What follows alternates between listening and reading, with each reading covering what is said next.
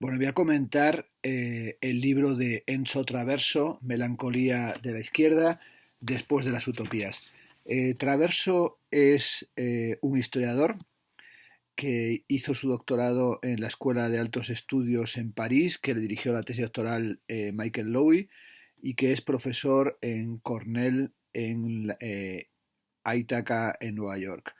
Ha impartido clases en la Universidad de Picardie-Jules en Amiens y ha estado invitado en numerosas universidades americanas y europeas.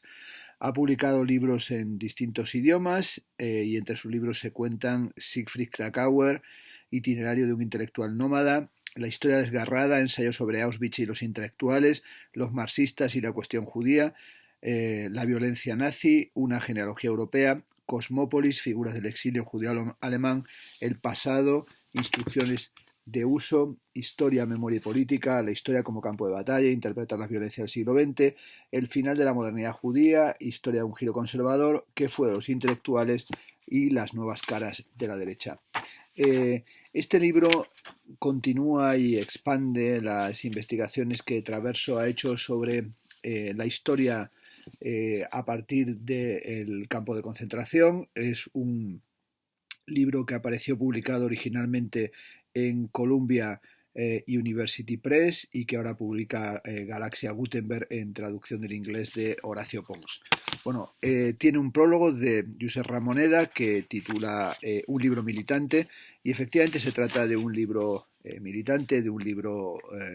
izquierdista, de un libro que repiensa la tradición del marxismo, que intenta hablar de qué ha sucedido con el discurso de la izquierda y el discurso marxista después de la caída del muro de Berlín y lo hace además de una forma erudita, muy bien planteada, con una escritura ensayística francamente muy interesante. Voy a hacer como siempre un recorrido por este libro que es bueno, un libro extenso de 400 páginas y que acaba de ser publicado hace unos días. En el prefacio indica que el objetivo del libro es investigar la dimensión melancólica de la cultura de izquierda durante el siglo pasado, durante el siglo XX, cuando se está produciendo lo que llama un viraje, que es el momento memorial del siglo XXI y sobre todo en un momento en el que ya se da por acabado el comunismo y se ha roto la dialéctica entre el pasado y el futuro y parece que se han eclipsado de forma definitiva las utopías y nos encontramos en un momento presentista y es ahí donde Enzo Traverso quiere redescubrir la visión melancólica de la historia como rememoración de los vencidos, que es una idea de Walter Benjamin que sobrevuela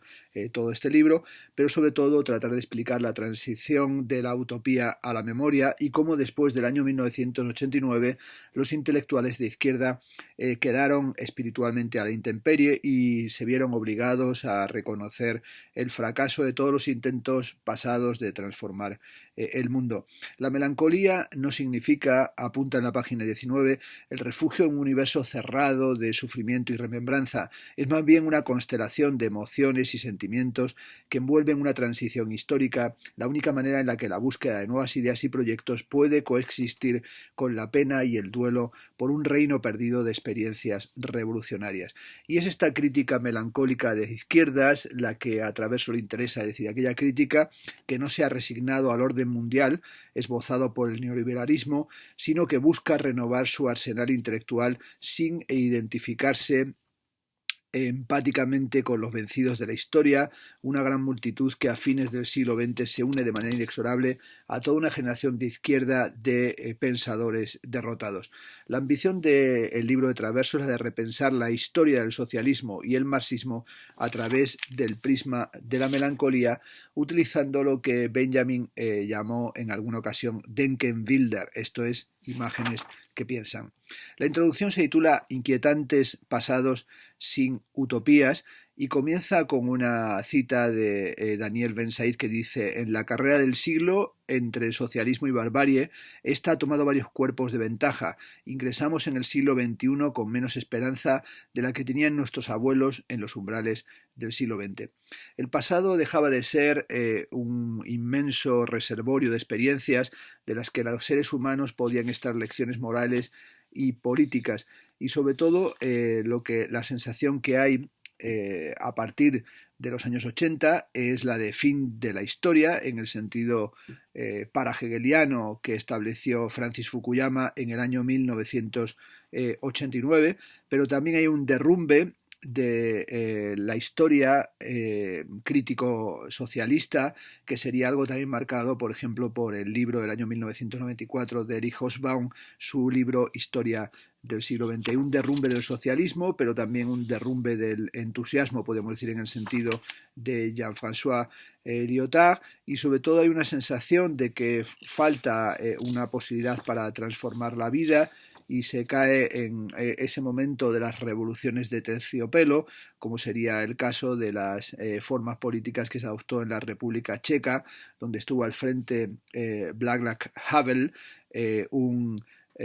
intelectual comprometido que como estadista adquirió un carácter francamente gris y burocrático. Indica desde la introducción la importancia que ha tenido,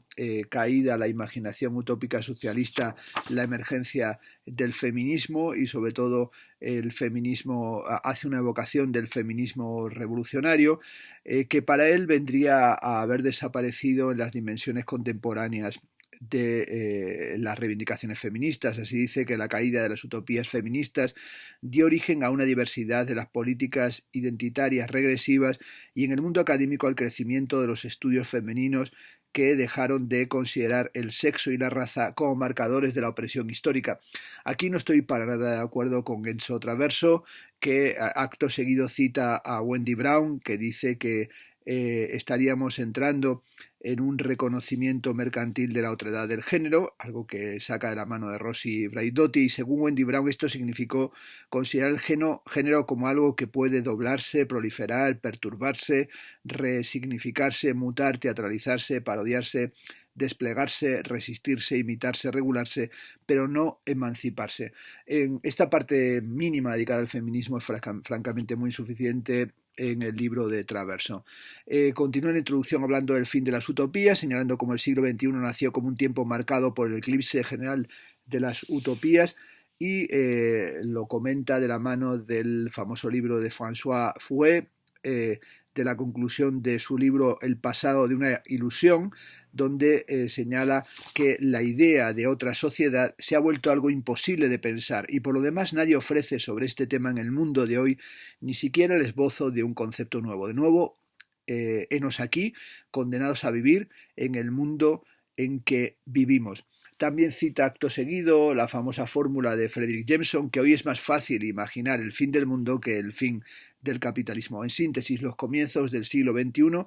coincidieron con la transición del principio de esperanza, en el sentido de Ernst Bloch, al principio de responsabilidad. Ese principio de responsabilidad que apareció cuando el futuro se ensombreció, cuando se descubrió que las revoluciones habían engendrado monstruos totalitarios. El comunismo evidentemente ya no es un punto de intersección entre lo que se podría llamar un espacio de experiencia, tomado de Koselleck, y un horizonte de expectativa. La expectativa ha desaparecido. La experiencia, por su parte, ha adoptado la forma de un campo de ruinas. Se ha desechado la corriente cálida de la emancipación colectiva, y el neoliberalismo habría venido a introducir lo que llama la corriente fría de la razón económica. Y esta dialéctica del tiempo histórico parece que hubiera quedado agotada, y nos encontramos en lo que llamó en el año 1990 François Hackton el presentismo. Esto es un presente diluido y expandido que absorbe y disuelve en sí tanto el pasado cuanto el futuro. Timothy Clark señaló que ya no habrá futuro, solo un presente en el cual la izquierda, siempre acosada y marginada, con orgullo, lucha por acopiar el material para una sociedad que Nietzsche creía desapareció de la tierra. Y esto no es quietismo, sino una receta política, una receta para una izquierda que puede mirar el mundo a la cara. El siglo XXI es en este sentido el siglo que engendra un nuevo tipo de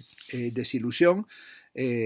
creando por un lado un presentismo absoluto, pero por otro lado obsesionándose por mirar el pasado como un mundo sin utopías, como un mundo que solamente hay que rememorar, y un mundo del presentismo en el que emerge de una forma modesta pero imparable en escena la figura de la víctima. Se viene a considerar la historia como un inmenso campo de ruinas y tan solo se quiere imponer la memoria histórica. El viraje, señala, de 1989 fue un choque entre historia y memoria al fusionar dos conceptos que Maurice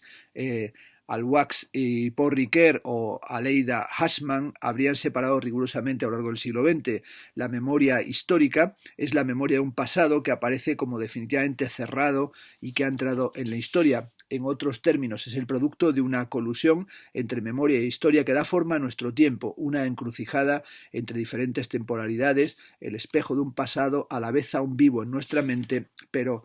archivado. En su libro póstumo Historia, las últimas cosas antes de las últimas, Siegfried Kracauer sugirió la metáfora del exilio para describir el viaje del historiador. A su entender, el historiador es como un exiliado o un forastero, una figura, en fin, de la extraterritorialidad. Los historiadores del siglo XX, sobre todo los izquierdistas que investigaban la historia del comunismo y las revoluciones, son al mismo tiempo exiliados y testigos porque están profundamente implicados en los acontecimientos. La exploración multiforme del planeta de la vanguardia que emprende Enzo Traverso requiere de un ejercicio de crítica melancólica, esto es, de un precario equilibrio entre historia y memoria. Hay que reconsiderar los tres lugares de la revolución, esos tres lugares que escudriñó Ernst Mandel cuando hablaba de los vínculos dialécticos que entrelazaban las revueltas antiburocráticas en los países del llamado socialismo realmente existente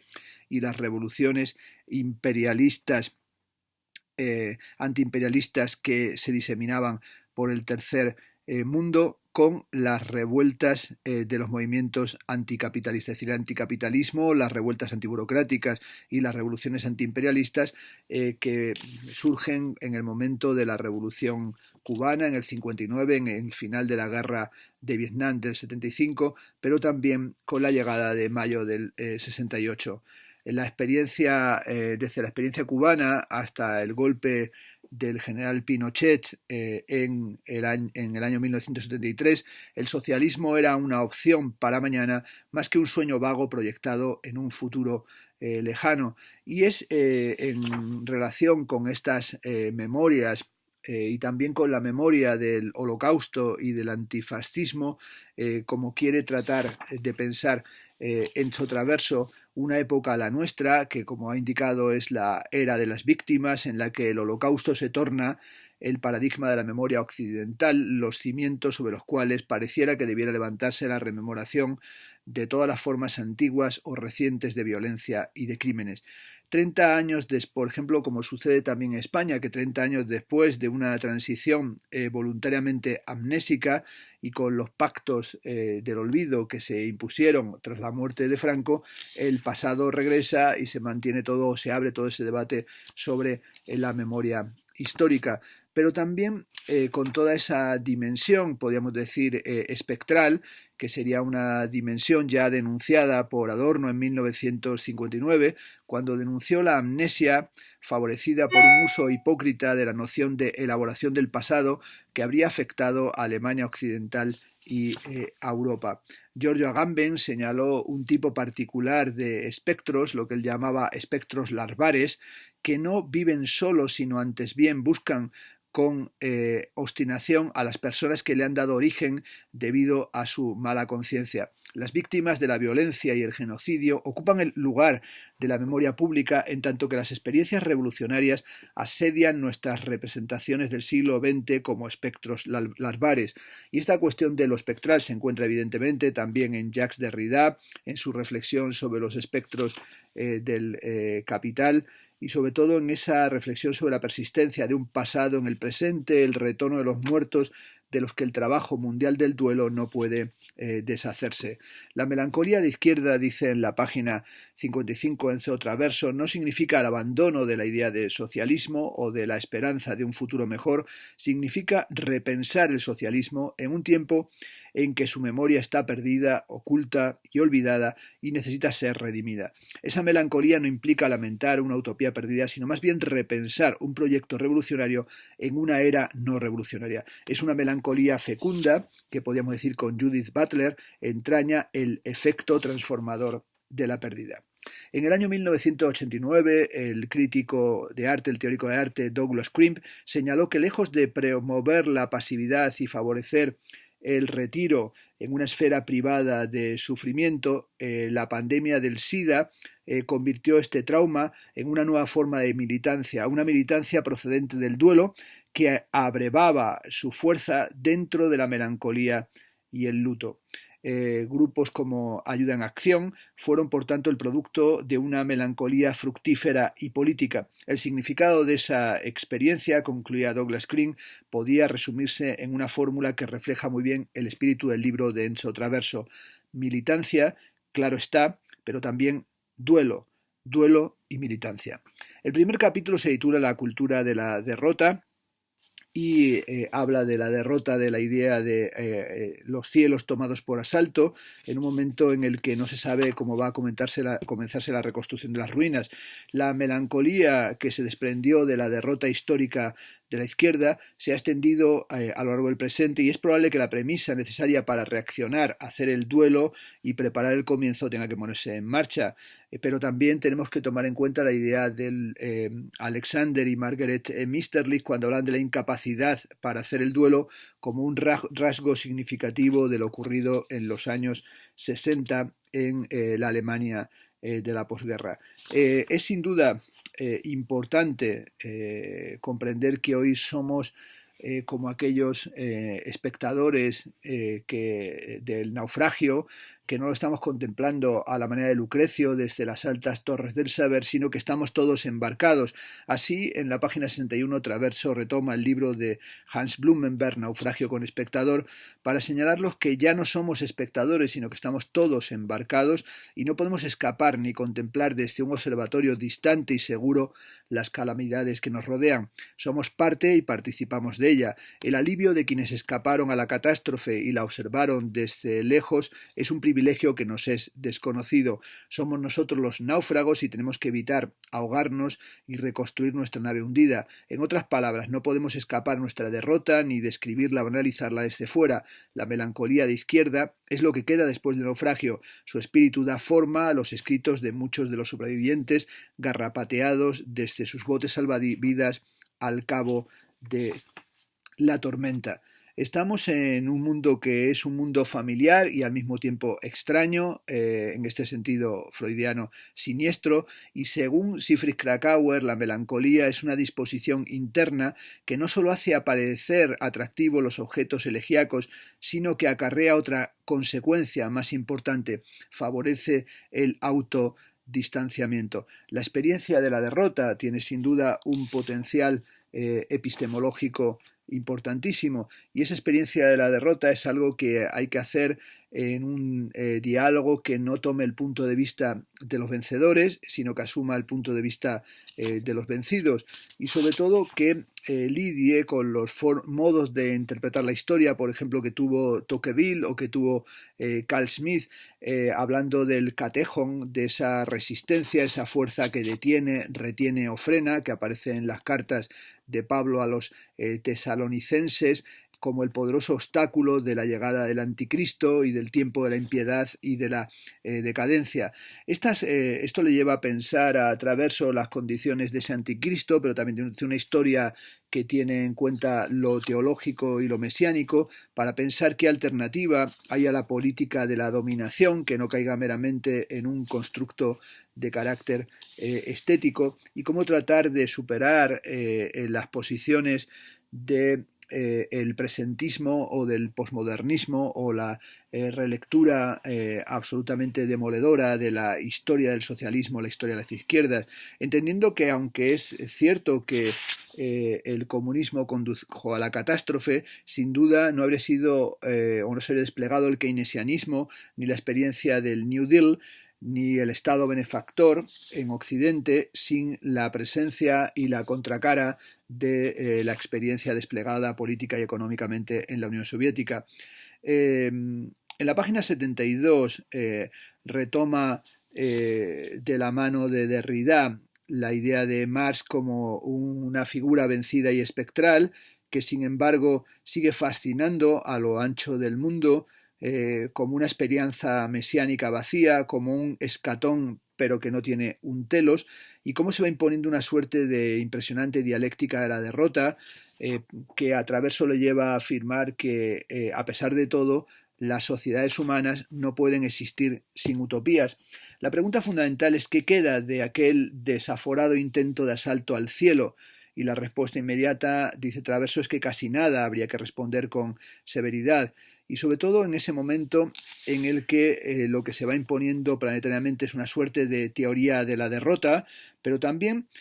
asumiendo con Marx que la historia de la izquierda es la historia de los que aprenden de sus derrotas, y que la revolución social no puede tomar,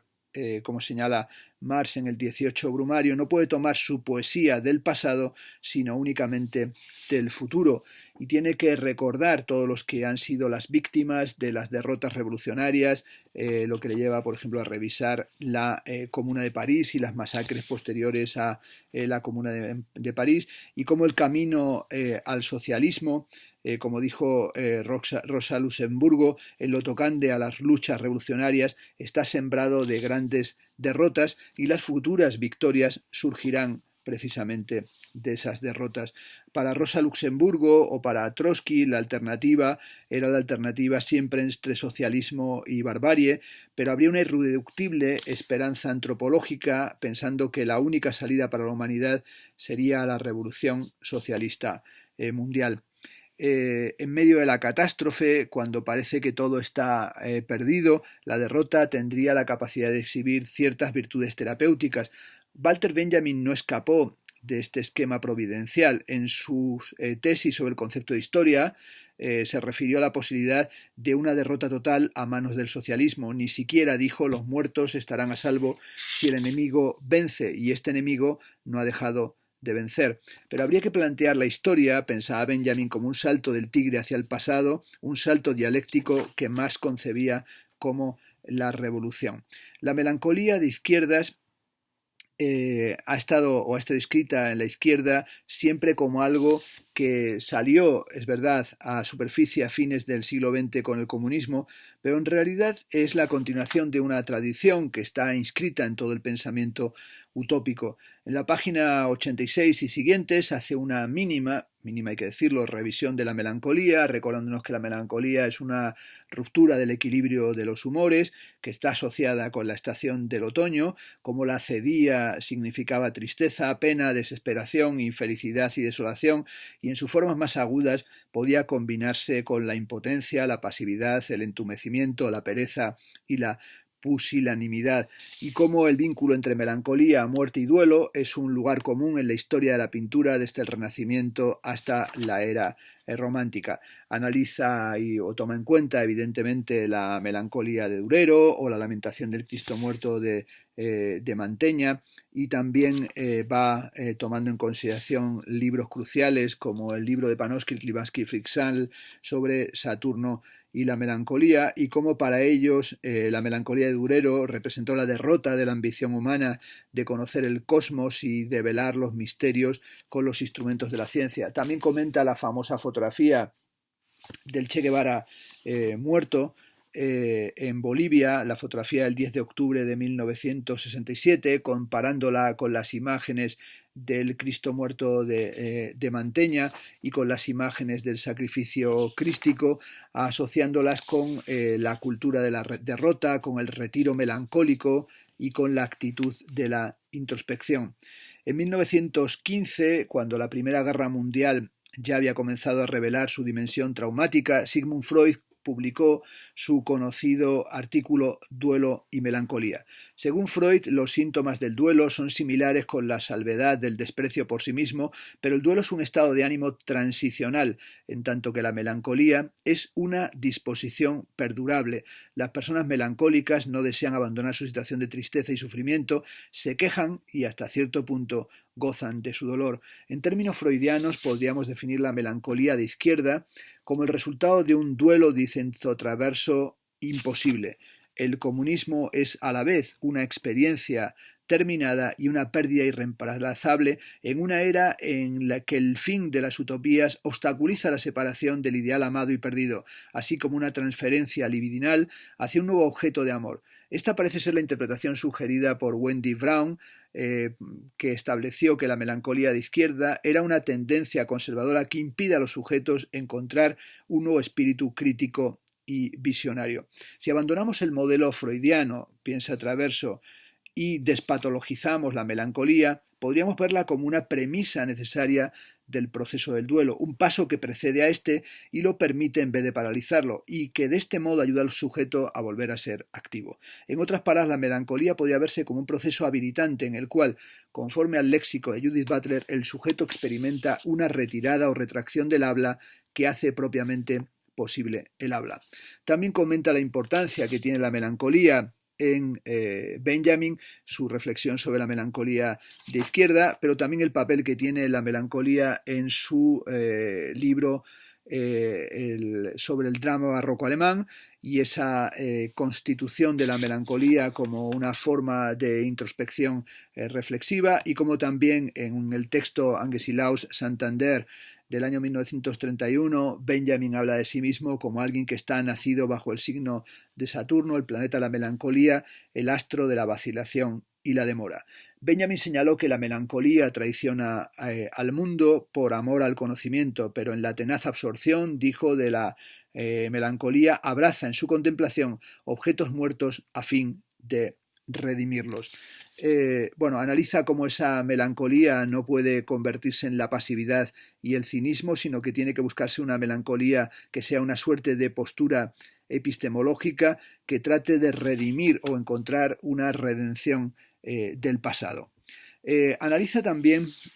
cuál ha sido el papel de esa apuesta melancólica después de 1989, tomando en consideración desde la película Pajaritos y pajarracos de Pierpaolo Pasolini del año 1966 o la pintura de Renato Guttuso, y sobre todo cómo esa dimensión de la melancolía habla de la memoria y de la conciencia de las potencialidades del pasado, y sería, como dice en la página 107, una fidelidad a las promesas emancipatorias de la revolución, aunque no a sus consecuencias. En este caso, como ha señalado con pertinencia Slavoj Žižek, la melancolía es la identificación con la falta, más que con una pérdida, la identificación con el comunismo tal como se lo soñó y se lo esperó, no tal y como se realizó. La fe marxista es la fe, señalaba Lucien Goldman, en un porvenir histórico que hacen los hombres mismos, o más exactamente que nosotros debemos hacer mediante nuestra actitud, una apuesta por el éxito de nuestras acciones. La trascendencia que constituye el objeto de esa fe ya no es ni sobrenatural ni transhistórica, sino supraindividual, ni más ni menos. El segundo capítulo, y voy a ir más rápido ya en este comentario, se titula Marxismo y Memoria y analiza la cuestión del momentum memoriel, esa concepción que aparece a partir de los años 80, que está marcando las sociedades occidentales, y es la aparición de una memoria enorme, o de una memoria memorial, en un viraje intelectual que se produce justamente en el tiempo de la crisis del marxismo. El fin del comunismo introdujo evidentemente nuevos tropos en nuestra conciencia histórica y, como indica desde el principio, la rememoración de las víctimas reemplazó a las de los vencidos. Y esa cuestión de la memoria del futuro está muy presente en la textualidad marxista, y sobre todo aparece como esa reflexión que va aquí a retomar analizando distintos trabajos artísticos, como sería el cuadro de Giuseppe Pelizza, conocidísimo por haber sido utilizado en Novecento, de Bernardo Bertolucci, El Cuarto Estado, pintado en el año 1901, pero también que es lo que supuso el proyecto del Monumento a la Tercera Internacional de Vladimir Tatlin, y también, por ejemplo, la Torre del Trabajo, el proyecto no realizado de Auguste Rodin, y como también toda la iconografía leninista nos presenta a Lenin señalando como un trasunto de la iconografía de Moisés con las tablas de la ley, que también analiza en estas páginas, que son páginas realmente muy brillantes, muy bien escritas. Retoma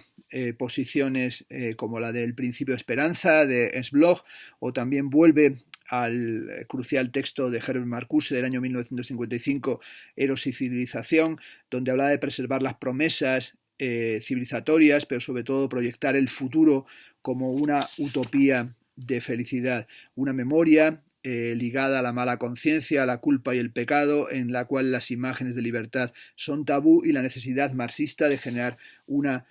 contramemoria. También analiza en estas páginas el papel de León Trotsky, y como decía Trotsky en el año 1924, que hay en el exagerado rechazo futurista del pasado un nihilismo bohemio que no existe en el revolucionarismo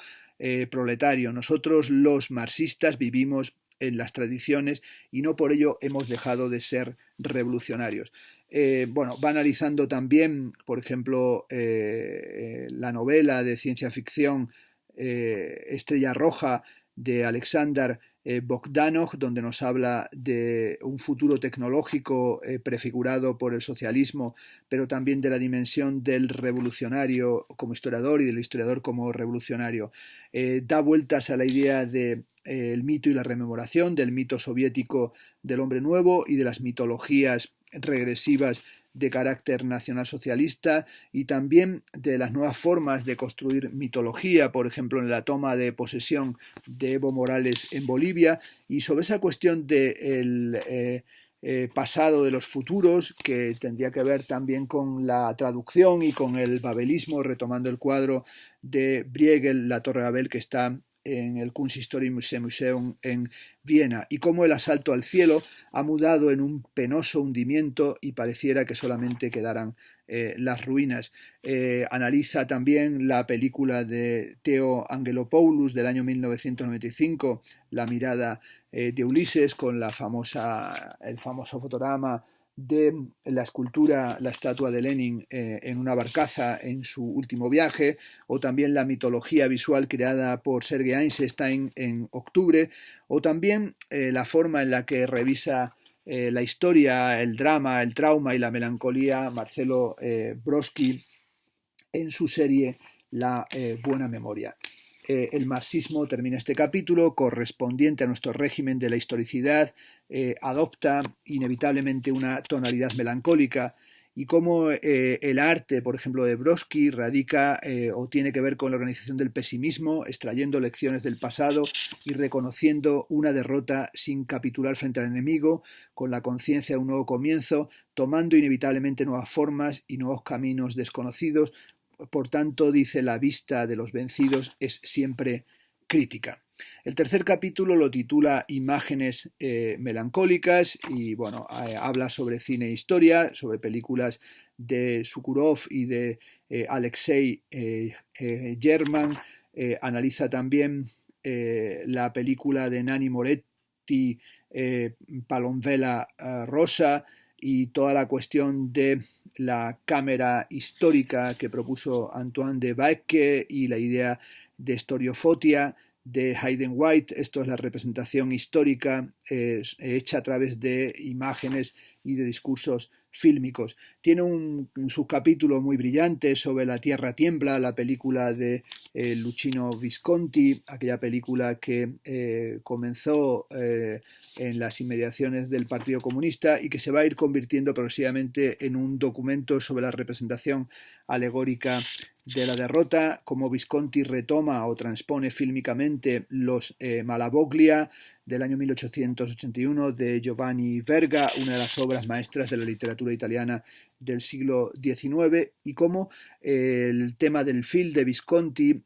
como él mismo dijo, era la vida de esas personas, sus dificultades, su lucha, que casi siempre termina en una catástrofe y termina en la resignación. Analiza de nuevo la pintura de Guttuso, y en el siguiente capítulo, que titula Contra el colonialismo, analiza el modo en el que las derrotas gloriosas aparecen en el cine de Pontecorvo, especialmente en la batalla de Argel, pero también en Queimada, que para Edward Said era la obra magistral o era una obra presciente y analítica en la reflexión sobre el presente, la política y la colonización, y sobre todo en todos los modos en los que va a dar cuenta en Queimada de ese ámbito de sismograma, de turbulencias políticas de la época. Y como cuando hace la película Queimada en 1969, Pontecorvo está muy cerca de las posiciones de Frantz Fanon y la concepción del colonialismo como un proceso de destrucción de las culturas autóctonas, como una civilización del hombre blanco, que sería en buena medida el hombre incivilizado. Tanto en la batalla de Argel como en Queimada, la violencia se representa como un paso fundamental en la lucha por la liberación. Desde fines de los años 70, nos recuerda Enzo Traverso, hasta su muerte en el 2006, Pontecorvo se refugió en una postura de espera y pasividad, sola rota por la participación marginal en algunos documentales colectivos. Estaba bloqueado, escribió Edward Said, como si no pudiera en realidad ir a ninguna parte, hacer nada, decir nada. Era como si su sentimiento de impotencia se desplegara a gran escala en todos los escenarios posibles. Analiza también la cuestión de los lugares de la memoria, de los lieux de la mémoire, en el sentido de Pierre Nora. La derrota ha convertido el comunismo en un lugar de la memoria. Según Pierre Nora, el historiador francés que conceptualizaba los lugares de la memoria, aparecen precisamente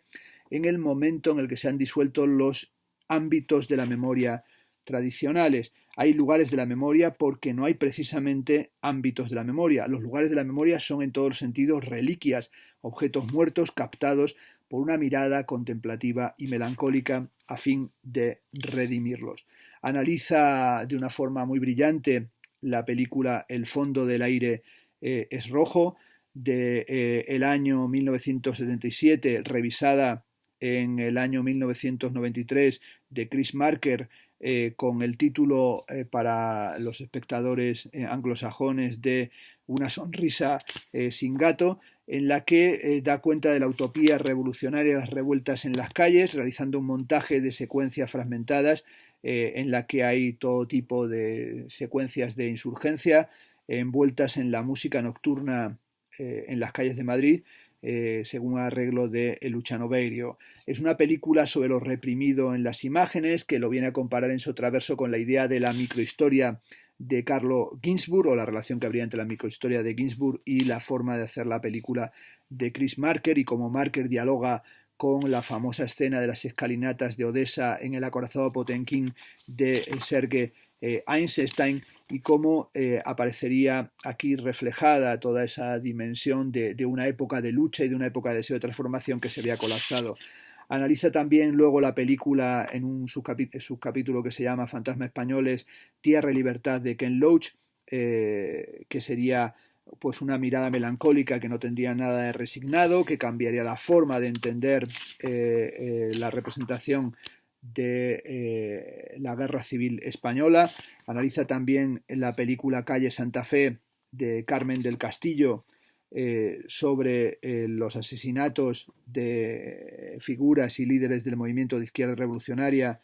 en los mediados de los años 70 en Chile, y la vuelta a Chile y la vuelta a enfrentarse con los traumas, que sería en cierta medida una suerte de nuevo espacio de reparto de lo sensible, en el sentido ya rancière, pero también el ámbito estético aparecería entendido como un lugar privilegiado donde la tradición del pensamiento crítico se metamorfosea en pensamiento del duelo. En el año 1973, dice Chris Marker, ayudó al cineasta latinoamericano Patricio Guzmán a comenzar La batalla de Chile, una película dedicada a la experiencia de la Unidad Popular de Allende, que finalmente se terminó en el exilio, y también analiza aquí en su traverso la película En nostalgia de la luz del año 2010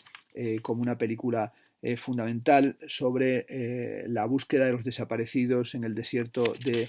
Atacama. Las películas, termina este capítulo, de Angelopoulos, Castillo, Guzmán, Loach y Marker, hacen un retrato del siglo XX como una era trágica de revoluciones fracasadas y utopías derrotadas, al recordar a los vencidos de sus batallas perdidas. En su discurso para la recepción del premio Wigner, titulado El Meridiano, en 1960, Paul Celan distinguía entre U- U-topía y utopía, U-topía, literalmente no lugar, es un lugar inexistente, en tanto que utopía significa una esperanza, una expectativa, una visión del futuro, algo todavía no existente. Según Ernst Bloch, la utopía es una prefiguración del ámbito del aún no. Ese es también el significado de la utopía de Celan, algo abierto y libre que puede recibir una forma de la poesía. Hoy, tras el derrumbe de las revoluciones del siglo XX, la utopía no aparece como un aún no, sino más bien como U-topía, un lugar ya no existente, una utopía destruida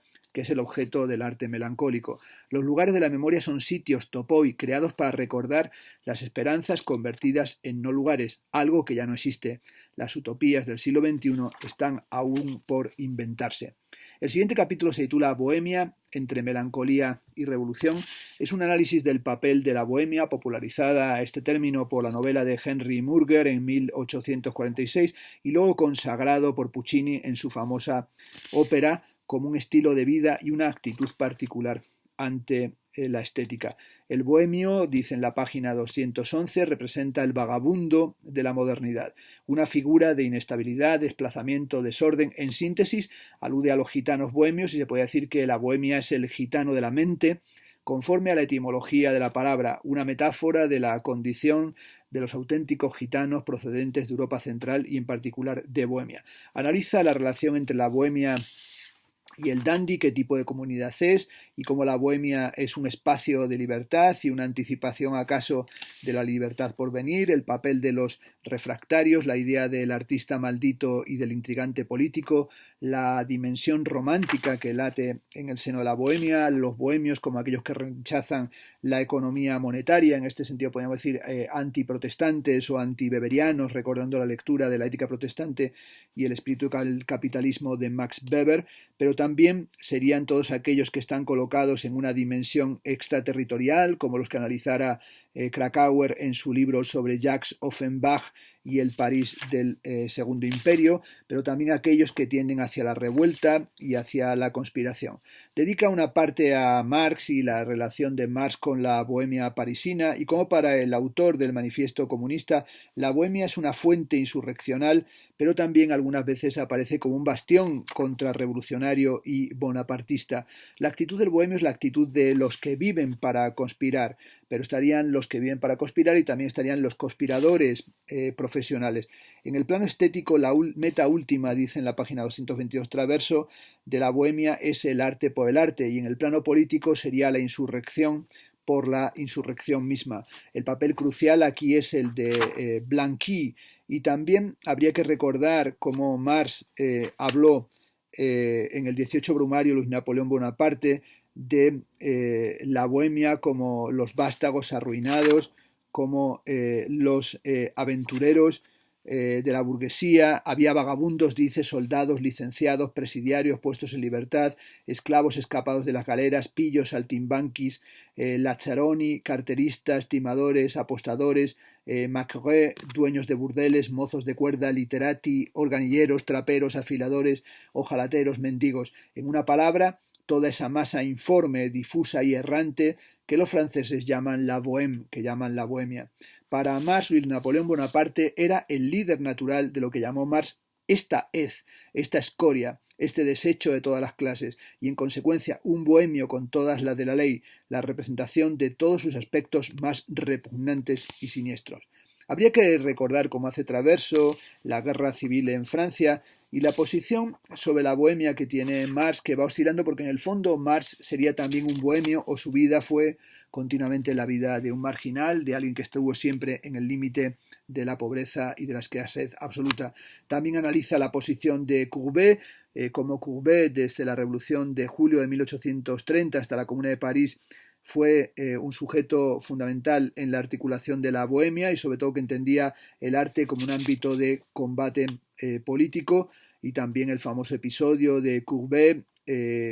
como inspirador de la política cultural de la Comuna, solicitando la demolición de la columna Vendôme. En una carta de 1850 a su amigo Francis Way, Courbet describió su gusto por la bohemia en términos muy claros. En nuestra sociedad civilizada, necesito vivir como un salvaje, necesito alejarme mucho de los gobiernos, mis simpatías están con el pueblo, debo hablarle directamente, extraer de él mi conocimiento, vivir con él. Por eso elijo adherir a la gran vida independiente y vagabunda de los bohemios.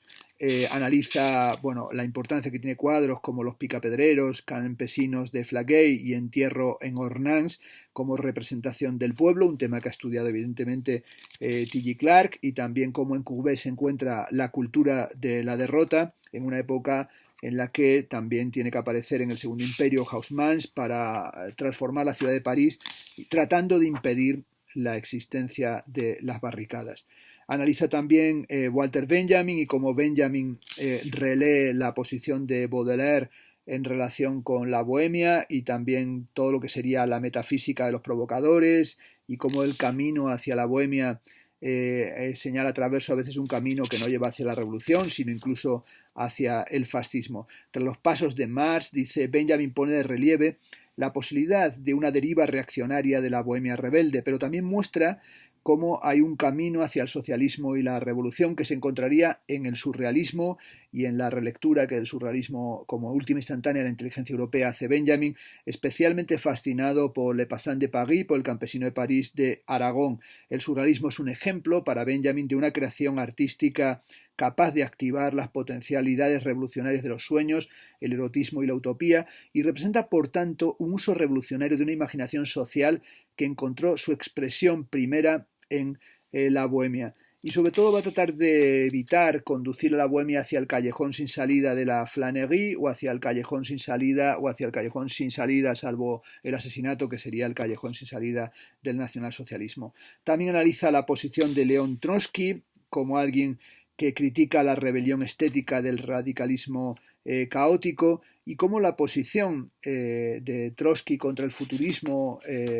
soviético, contra el futurismo ruso, es una posición ambivalente. En el fondo lo que está aquí pensando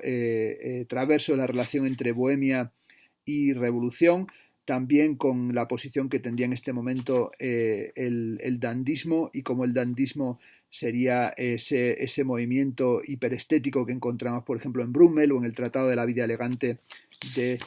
Balzac, y cómo la bohemia tenía algo de vocación y era la ostentación también de un particular estilo de vida. Ahí dice en la página 254 un contraste singular, por ejemplo, en el caso de Trotsky entre sus críticas del nihilismo estético en los años 20 y el cambio que hace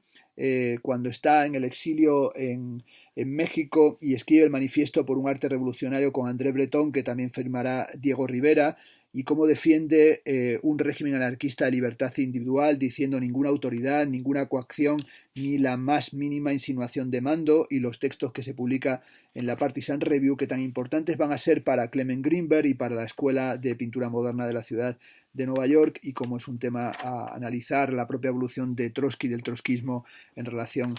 con el arte. El capítulo quinto se titula El marxismo en Occidente,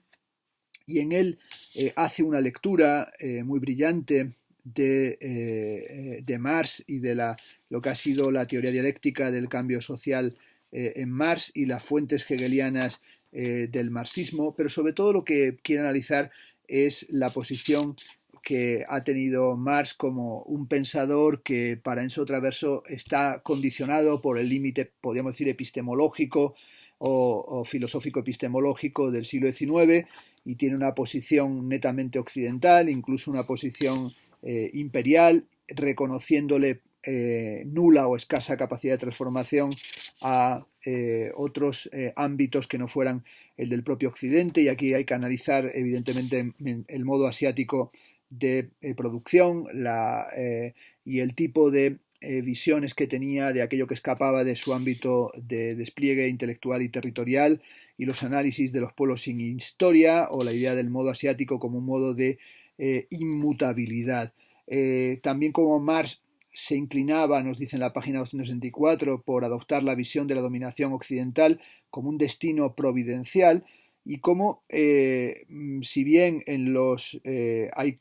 el capítulo 31 y 32 del Capital están dedicados a describir la violencia y la brutalidad que marcaron la acumulación primitiva del capital, esto es, los horrores del capitalismo, sin embargo no tiene ninguna sensibilidad para lo que está sucediendo ni en América Latina ni en Asia. Por ejemplo, aquí nos recuerda Traverso la pésima opinión que tenía Marx sobre Simón Bolívar, el héroe de las guerras de independencia hispanoamericanas, que para él, en un artículo publicado en 1859 en la New American Encyclopedia, lo describía a Bolívar como una caricatura de Napoleón Bonaparte, el más ruin, miserable e infame de los granujas.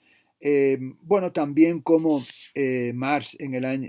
hablando de la cuestión irlandesa, va a entender que un pueblo que oprime es un pueblo que no puede liberarse y por lo tanto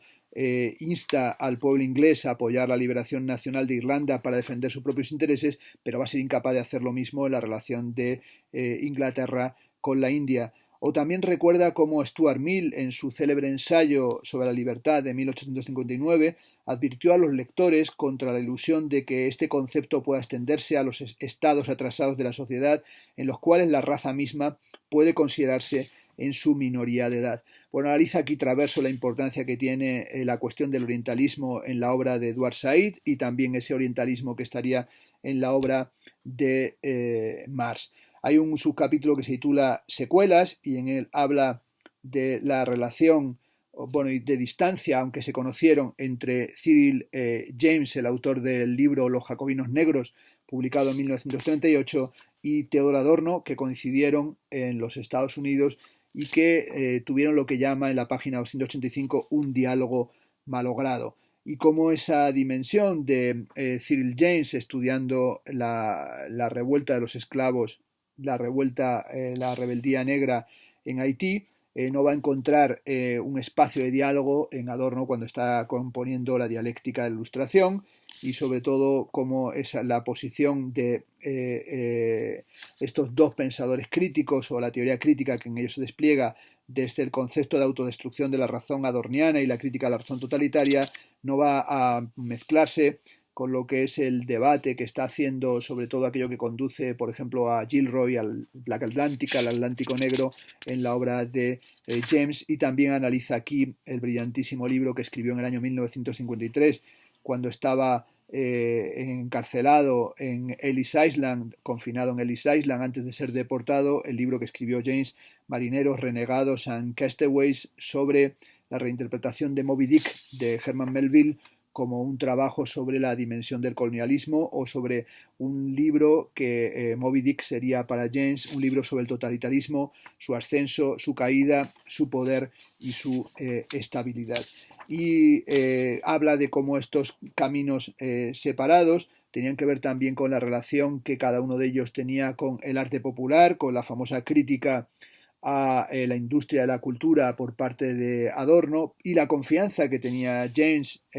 en lo popular o incluso el análisis que hace del cricket en el libro del año 63, Beyond a Boundary, donde nos habla de la diferencia entre un jugador británico y el juego del cricket jugado por los negros en Trinidad. Ese camino de separación entre James y Adorno es utilizado por Traverso para hablar de cómo hay una dificultad para pensar el colonialismo por parte del marxismo y cómo, por ejemplo, en Benjamin el colonialismo aparece únicamente en una breve reseña que hizo de un libro francés sobre Bartolomé de las Casas y que lo escribió en el año 1929. Solamente Marcuse modificó, dice en la página 301, sus opiniones sobre la cuestión del colonialismo en relación con el movimiento sobre la guerra de Vietnam en su famoso prefacio político del año 1966 a la segunda edición de Eros y Civilización, en donde Marcuse destaca que la opulencia y la libertad ilusoria, en cierta medida una forma de sublimación represiva de las sociedades avanzadas, están transformando la tierra literalmente en un infierno. El infierno, piensa Marcuse, se concentra en ciertos lugares alejados como Vietnam, el Congo, Sudáfrica y en los guetos de la sociedad opulenta en Mississippi y en Alabama o en el Harlem, pero que esos lugares infernales están en buena medida iluminando la totalidad. Según Perry Anderson, el marxismo occidental nació en los años 20 como consecuencia de la derrota de las revoluciones que siguieron a la Gran Guerra. Lo que es cierto es que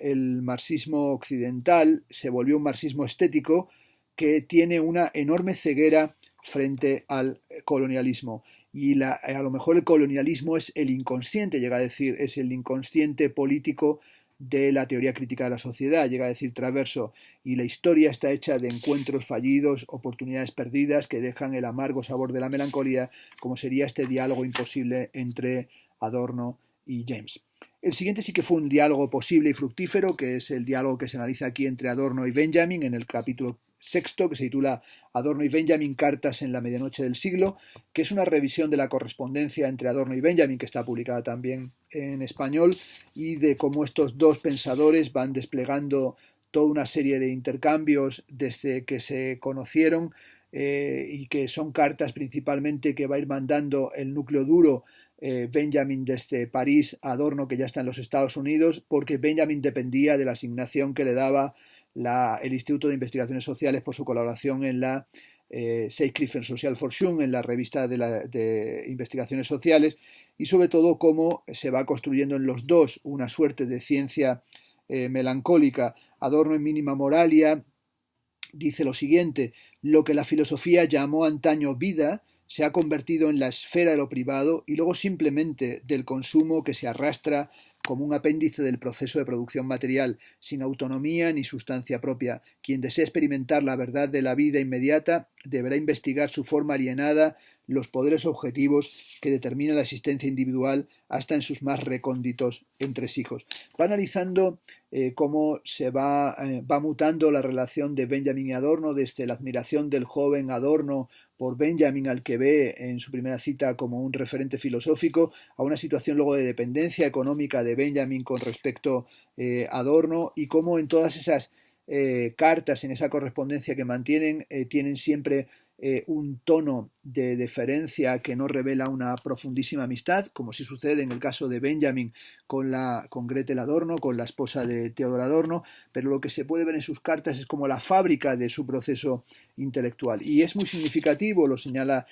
Traverso, cómo en todas esas cartas el análisis de la condición política o de los sucesos políticos prácticamente brilla por su ausencia, y frente a eso, pues en esa ausencia de la política lo que se va hablando es principalmente de cuestiones filosóficas, epistemológicas, o sobre todo el debate sobre las relaciones de Benjamin con Bertolt Brecht, o también cuál era la posición de cercanía, fascinación, pero también distancia con respecto al colegio de sociología en el que participaban Klossowski, Georges Bataille, Michel Léry o Roger Caillois, pero también la posición de Benjamin con respecto al surrealismo, ese movimiento que sería, como hemos dicho, la última inteligencia, la última instantánea de la inteligencia europea, el que conquista las energías de la embriaguez para la revolución. Analiza también la posición que frente a la cultura de masas tiene Benjamin en el conocido texto La obra de arte en la época de su reproductividad técnica. Es muy curioso porque Traverso no se mete a discutir a fondo las cartas o el debate que se produce en torno a el final de ese ensayo, y cómo toda esa cuestión de a la estetización de la política que plantea el nacionalsocialismo contesta a la politización del arte que plantea el comunismo, y cómo hay una serie de cartas cruciales de Adorno con Benjamin en la que quiere atenuar la presencia del comunismo, la presencia del marxismo en ese texto que se está publicando en los Estados Unidos, aunque sea en una revista publicada íntegramente en alemán. Aquí lo que insiste más es en cómo Adorno tomará las ideas benjaminianas para su conocido texto Über Jazz, sobre el jazz, y cómo esa crítica de la obra de arte en la época de su lectura técnica, o el tema de la desaparición del aura, se va a convertir en la crítica del carácter fetichista de la música, y cómo para Adorno la respuesta a la declinación del aura en la música sería la atonalidad schönbergiana. También analizan la cuestión de la historia y la idea de que en vez de avanzar la historia, la revolución debería detenerla, y a diferencia de Marx, que definía la revolución como la locomotora de la historia, Benjamin la consideraba como el freno de emergencia para detener el rumbo que nos lleva inevitablemente hacia la catástrofe. El siguiente capítulo se titula, y es el último, Tiempos sincrónicos. Benjamin y Daniel Ben Said. La primera parte es una reflexión sobre el suicidio de Walter Benjamin y el tipo de memorial que se ha generado en Portbou en torno a la muerte, el suicidio de Benjamin en Portbou y cómo se ha convertido, digamos, en un lugar de peregrinación. Y a partir de ahí analiza la posición de Daniel Ben Said como un dirigente de la izquierda radical francesa y cómo en el año 1991 Ben Said dice: a la izquierda le duele la memoria, amnesia general, demasiados sapos tragados, demasiadas promesas incumplidas, demasiados asuntos cajoneados, demasiados cadáveres en el ropero. Analiza la obra de Daniel Ben Said y cómo se convirtió en un acelerado y apasionado lector de Marx y como lo lee también a la luz de lo acontecido en mayo 68, donde Ben Said fue uno de los protagonistas, y cómo habría unos tiempos sincrónicos entre el Benjamin de la época del ascenso del nacionalsocialismo y ese estar fuera de tiempo también de Ben Said, apurado por la enfermedad que había contraído el SIDA y escribiendo aceleradamente sus textos en defensa de un pensamiento crítico, de un pensamiento de izquierdas. Y también cómo Ben Said había prestado atención a las equivalentes portuguesas entre lembranzas, recuerdos de pacotilla y memorias obstinadamente melancólicas, llenas de saudades, tristes por la nostalgia de un pasado perdido y los recuerdos personales y frágiles expuestos al olvido o la memoria cargada de aparecidos. Recordar significa, dice en la página 380, rescatar, pero el rescate del pasado no implica tratar de reapropiarse o repetir lo que ha ocurrido y se ha desvanecido, implica más bien cambiar el presente. Bueno, con esta dimensión de cambiar el presente en el último de los capítulos, retoma también el pensamiento de Mandel, cuando también Mandel señalaba que las revoluciones eran las locomotoras de la historia y sin embargo como Benjamin señalaba en su aviso de incendios en calles de dirección única que lo importante es tener a mano el freno de emergencia. En un texto titulado El topo y la locomotora reconocía que el tren, Ben Said, que el tren del progreso había descarriado. En la saga ferroviaria, los siniestros vagones de ganado de Auschwitz han eclipsado al corcel de acero. Al excavar su surco subterráneo, el topo se impone a la locomotora. En este pasaje, el topo se convierte en una figura alegórica que evoca la memoria de las revoluciones derrotadas. Y lo que estaba en cierta medida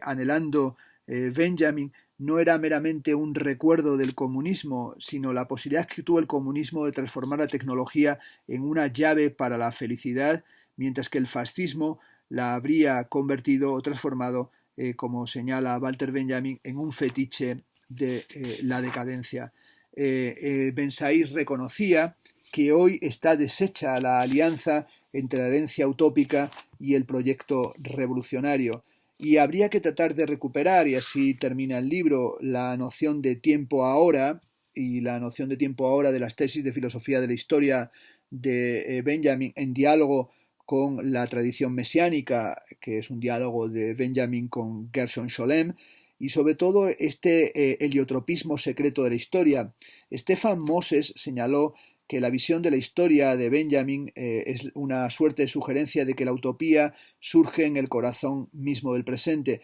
como una esperanza vivida en las modalidades de hoy. En Moi, la revolución, Daniel Ben Said expresaba un profundo sentimiento de melancolía a través de las palabras de la revolución misma. Se hundía, escribe Ben Said, en una tristeza infinita que lo enmudecía, una tristeza que ahonda un gran vacío íntimo, como si uno de improviso se abstuviese de sí mismo. Hablo con conocimiento de causa de esa gran inmersión en la melancolía clásica de Saint-Just y de Blanqui, aún más austera que la melancolía romántica y desencantada de Baudelaire o de Mallarmé. Ella es la lucidez de la catástrofe, levantada frente a las beatitudes del progreso. La conocí en 1794, la reencontré después de junio de 1848. Estaba todavía ahí al día siguiente de la Comuna, la melancólica eternidad del hombre por los astros que hizo vacilar a Blanqui en el umbral de la sinrazón.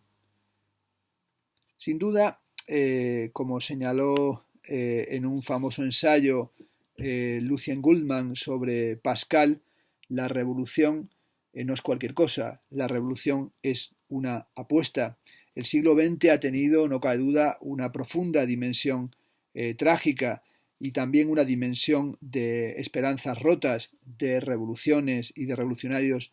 derrotados. Y esa dimensión melancólica, dice en la última página del libro, la 399, obedecía a la conciencia de que nada, dice Traverso, está ganado de antemano, de que el enemigo nunca ha dejado de ser victorioso, según Benjamin, y de que en el balance de las probabilidades la barbarie no tiene menos oportunidades que el socialismo, dijo Ben Said. En otras palabras, la transformación del mundo era una apuesta melancólica, ni arriesgada ni estúpida, alimentada por la memoria, voluntarista pero también basada en la razón, una mezcla de hipótesis estratégica, dice Ben Said, y horizonte regulador. Ernst Bloch la habría definido mediante una fórmula que a Ben Said le disgustaba, una utopía concreta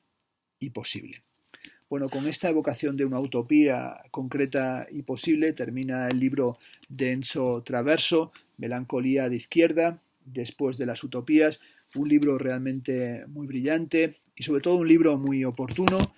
justamente en un momento en el que el asalto al cielo también en nuestro contexto político parece que estuviera negado, pero en el que la llegada de posiciones fascistas o fascistizantes o absolutamente retrógradas nos obliga a plantear de nuevo el pensamiento crítico y la necesidad de un proyecto, la necesidad de la utopía.